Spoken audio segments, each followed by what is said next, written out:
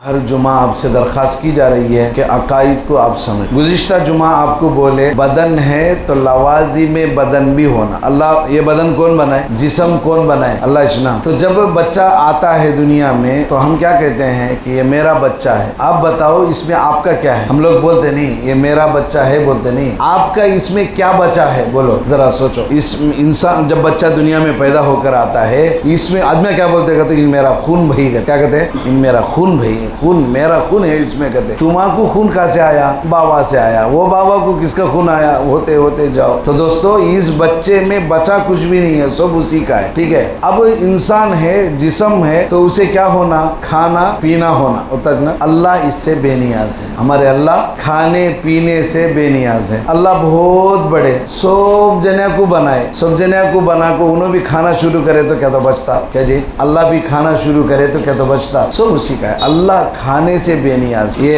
दिसंबर का महीना चलता है तो आप समझो अल्लाह कुरान में फरमाते हैं कि ईसा मरियम दोनों भी खुदा नहीं, दोनों भी खुदा नहीं। पता है क्या? तो बोलो अकीदे की बात है, खुदा है वो दोनों?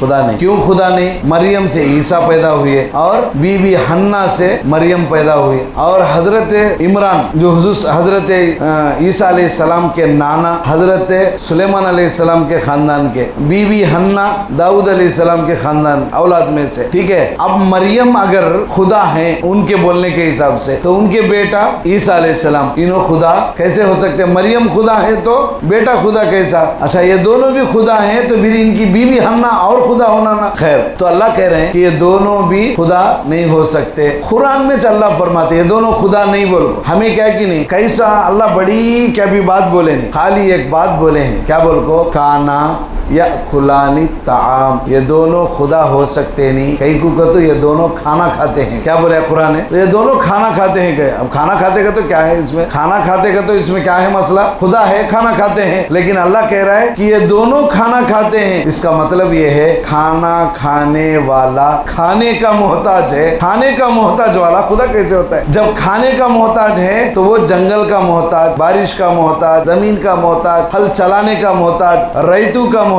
फिर खाना खाने के बाद हजम का मोहताज, एक दो का मोहताज, इतने मोहताज वाला खुदा कैसे होता है? ये कौन बोलते हैं? सो अल्लाह खुद फरमा रहे हैं कि ये दोनों खुदा नहीं हो सकते। इसलिए नहीं हो सकते कि ये दोनों खाना खाते हैं। काना या कुलानी ताम, ये दोनों भी खाना खाते हैं। मरियम भी खाना खा रहे हैं और ईसा भी खाना खाते हैं। ये दोनों खुदा नहीं हो सकते। क्यों? अब इसलिए बताया गया कि हमारा खुदा खाता नहीं। अच्छा दुनिया में कोई ऐसा है जिसे लोग खुदा कहते हैं? हजर और शजर के अलावा इंसान जान रखने वालों में कौन ऐसा है जो खाना ना खाया? तो इसलिए अकीदा रखना है। अल्लाह जिस्म के और आज़ाए जिस्म से पाक है। बोलो अल्लाह जिस्म से आज़ाए जिस्म, हाथ कान नाक, इससे भी अल्लाह पाक है। ये होना ऐब, याद है वो बात? कान का होना ऐब कैसा? बोलो मुझे सुनने के वास्ते कान होना, काना नहीं तो सुना था नहीं कहते। बोलने के वास्ते जीभ होना, जीभ नहीं तो बात कर सकते नहीं कहते। अल्लाह को जीभ नहीं है, जीभ है तो अल्लाह जीभ के मोहताज हो गए, अल्लाह कान के मोहताज हो गए, अल्लाह हाथ के मोहताज हो गए। इसलिए अल्लाह जिस्म से भी पाक है और